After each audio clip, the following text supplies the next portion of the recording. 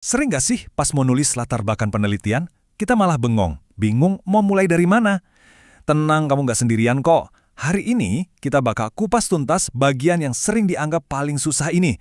Pakai sebuah kerangka yang sederhana tapi powerful banget. Yuk kita mulai. Oke, ini dia peta perjalanan kita hari ini. Kita bakal mulai dari gambaran yang paling umum dulu, lalu kita bandingin antara kondisi ideal dengan kenyataannya. Nah, dari situ kita akan belajar cara menemukan celah atau kesenjangan penelitian. Terus kita kerucutkan fokusnya sampai akhirnya kita bisa nunjukin kenapa penelitian kamu itu penting dan mendesak. Anggap aja kita lagi menuruni sebuah corong fokus. Kayaknya kita semua pernah ya ada di posisi ini. Menatap halaman kosong, mikir keras, gimana caranya meyakinkan orang lain kalau ide penelitian kita ini penting. Ini tantangan yang umum banget. Tapi tenang, dalam beberapa menit ke depan, kita akan coba cari solusinya bareng-bareng.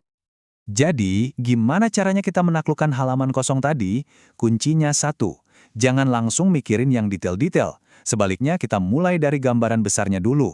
Yuk, kita lihat gimana cara membangun fondasi argumen kita di bagian pertama ini. Nah, ini dia senjata utama kita, model piramida terbalik. Coba bayangin, ini kayak corong raksasa. Kita masuk dari bagian atas yang paling lebar, ini adalah konteks yang sangat umum, topiknya secara luas. Lalu, pelan-pelan kita bergerak ke bawah, argumen kita makin tajam, makin sempit, sampai nanti tiba di satu titik fokus yang super spesifik. Jadi, langkah paling awal adalah pakai pendekatan deduktif. Maksudnya gimana? Gampangnya, mulailah dengan gambaran besar. Kasih tahu pembaca tema utama atau isu besar yang mau kamu angkat di awal banget. Ini fungsinya kayak jangkar. Jadi pembaca dari awal udah kebayang tulisan kamu ini mau mengarah kemana. Oke, sekarang kita masuk ke bagian yang paling seru nih. Di sini kita bakal ngebahas sebuah ketegangan yang jadi mesin penggerak di setiap latar belakang penelitian yang kuat. Disinilah argumen kamu benar-benar mulai terbentuk. Nah, slide ini nunjukin inti konfliknya dengan jelas banget. Di satu sisi, ada yang namanya Das Sollen. Ini adalah kondisi idealnya. Gimana seharusnya sesuatu berjalan, menurut teori, aturan, atau konsep. Terus di sisi lain, ada Das Sein, yaitu realita pahit di lapangan. Jurang di antara keduanya inilah, nah disitulah letak harta karun penelitian kamu. Jadi poin yang paling krusial adalah benturan antara si ideal dan si nyata tadi. Itu yang melahirkan elemen paling penting dalam penelitian, kesenjangan, atau sering disebut juga research gap. Terus apa sih sebenarnya kesenjangan penelitian itu? Sederhananya, ini adalah sebuah area di mana kenyataan atau Dasein nggak sesuai sama harapan ideal atau Das Sollen. Inilah masalah yang belum ada solusinya, pertanyaan yang jawabannya masih misterius. Dan disinilah penelitian kamu masuk untuk berperan. Menemukan dan menjelaskan kesenjangan ini dengan gamblang, itulah tujuan utama dari latar belakang. Ini bukan cuma sekedar formalitas akademis ya, ini adalah cara kamu untuk menunjukkan ke dunia kalau penelitian kamu ini punya tujuan yang jelas dan relevansi yang nyata. Buat nemuin kesenjangan ini, kamu harus jadi detektif. Coba deh, selami literatur yang udah ada. Cari tahu, apa sih perdebatan terbesar di bidangmu? Para ahli itu nggak setuju di bagian mana? Terus, pertanyaan apa yang sampai sekarang belum ada yang bisa jawab? Nah, disitulah titik awal kamu. Oke, kita udah nemu celahnya. Sekarang gimana? Yuk kita lanjut dan lihat gimana cara membangun fokus yang lebih spesifik dan kuat untuk penelitianmu.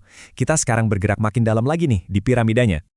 Di tahap ini, tugas kamu ada dua. Pertama, identifikasi kesenjangan yang paling dalam dan paling spesifik.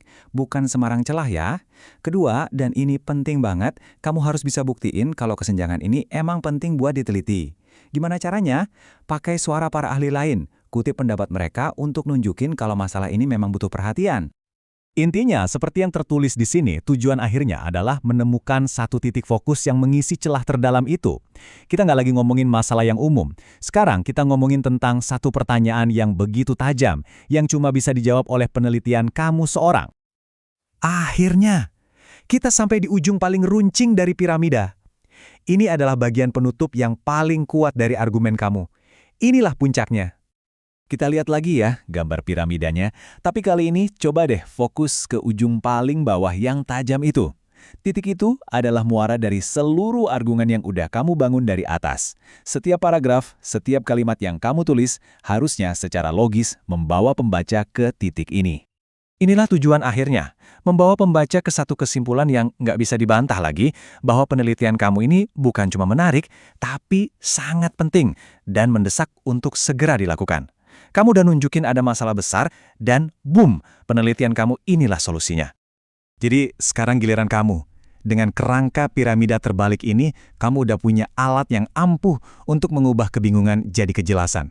Pertanyaannya sekarang bukan lagi gimana ya mulainya, tapi kesenjangan penelitian apa yang bakal aku temukan. Semangat meneliti, dan terima kasih sudah menyimak.